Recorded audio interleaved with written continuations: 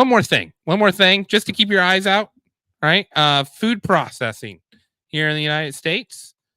Some interesting stuff going on in the United States. So just keep your ears open since we are in the Midwest. Food production companies in the past year have been destroyed. 1,900 food production companies and factories in the United States have been destroyed. 1,900 food production companies in the past year have been destroyed. The two largest egg manufacturers. It's like 4 a day. Yep. Manufacturers in the United States have burnt down in the past 36 hours. We've had 2 planes smash into meat processing centers. And the only commonality amongst all of them are these 2 things. They make food for Americans, and it's on American land. Food processing centers across America are burning somehow across the entire nation, from Bozeman, Montana to Nebraska to Wisconsin, all over the entire nation. These facilities, meat processing facilities, things of that nature, Kellogg's company, are catching fire or exploding. Map of all the food processing areas that have been destroyed. Notice that most of them are in the United States. Let's zoom here a little bit. So, like, a lot. Okay? Now, you look at could say that, well, that have been hit.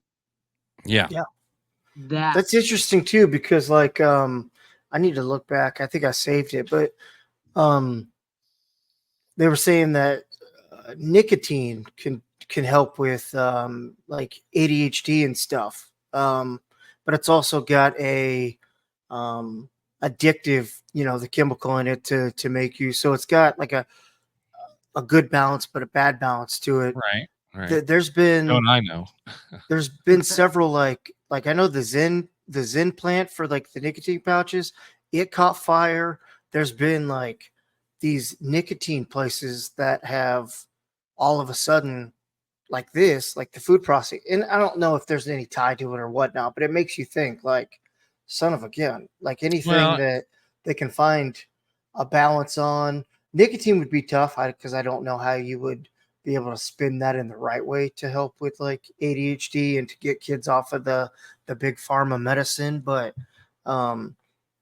this is not surprising at all. I follow a guy on TikTok about I guess in London or maybe just be England, you have to register if you have like a backyard little like flock farm homestead. You have to register your animals so the government knows what you have, how many you have, what breeds, everything else. And they're like, it's only a matter of time till the government here wants all these homesteads to do it. And in that way, like, oh, chemtrail, something crazy is going to happen. And all these, like, because I think about that, because I have 12 chickens. I'm wanting to buy a pig.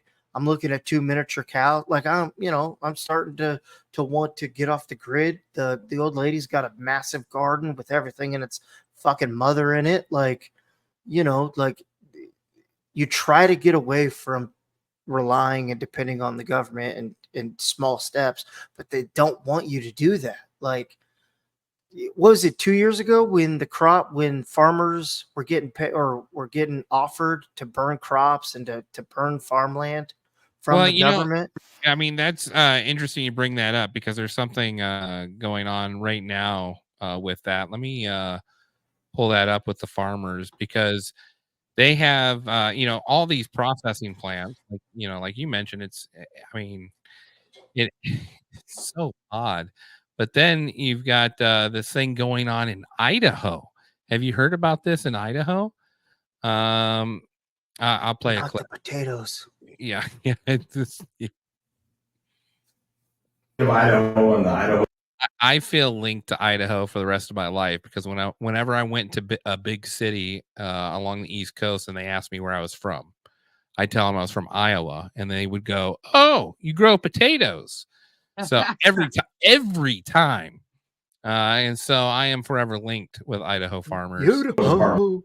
Yeah. Water Resources has issued this curtailment of 500,000 acres. And to help put that in perspective, that's basically 781 square miles of farm ground that is being taken out of production. So the state of Idaho has issued water restriction to over 790 square miles of farmland, including this guy's farmland. This is the largest curtailment in the history of the United States as far as farm ground. And of course, the worst problem is this is happening during a very plentiful water year. The reservoirs are completely full, and when I mean full, they're dang near breaking. The rivers are running as high as they possibly can, just trying to keep those dams from breaking. Personally, going to look at a $3 million loss if this curtailment continues, and this will end my 135-year family farm legacy of growing potatoes in Idaho. And I'm one of the smaller farms, but as a potato grower, I grow 23 million large orders of McDonald's French fries. And of the grain side of my operation, I grow 16 million loaves of bread. And with today's issues of farm ground being taken over and farm security, that's a significant amount, and I amount to less than 1% of really what this curtailment is about. Now lay that over with the land that Bill Gates has all bought up over America and what China has bought over America, and I guarantee you they're okay. Guarantee it. Guarantee you they're flourishing and they get all the water and everything they fucking could want because it's poison. But these farmers that are, trying to do right and be good, and you land a contract with McDonald's, which is interesting because you would think if you land a big fish like that, you would get water, you would be okay. But I mean, isn't it interesting? They probably have to pay a higher rate for a small town farmer. So wouldn't it be better if a corporation took over that farmland after he goes bankrupt and has to sell it, and then they can get it even at a better price? Yeah, I didn't think about that. Now, if you want to know why these Idaho farmers are being told they can't use water, there's an interesting reason going on there.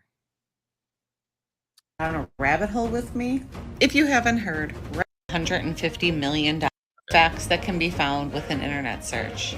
There's a company called Jervis operating out of Salmon, Idaho. I was invited to go work at this job site.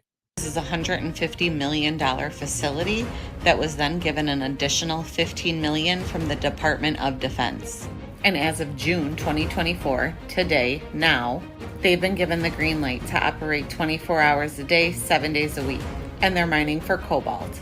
Cobalt's used for lithium batteries, and they need to use a lot of water to do so. But that's been known. There were numerous articles warning about this situation. It's known that the extraction process leads to water scarcity, and that water curtailment order came 1 day prior to that company getting the green light to mine 24/7. This is what is that stupid bullshit they want to do electric by 2030? This all fits into that. You should go work that job to give us boots on the ground. Right. I should. But be careful. Don't you? Because I don't know how to run this motherfucker. I don't know how to. You need to send me the notebook. Don't you? All right. I'll send you the notebook. But son of a bitch. Yeah, God, it's all right in front of us. You know what Alex Jones would say? Liberal, liberal, liberal, liberal, liberal, liberal, liberal, liberal.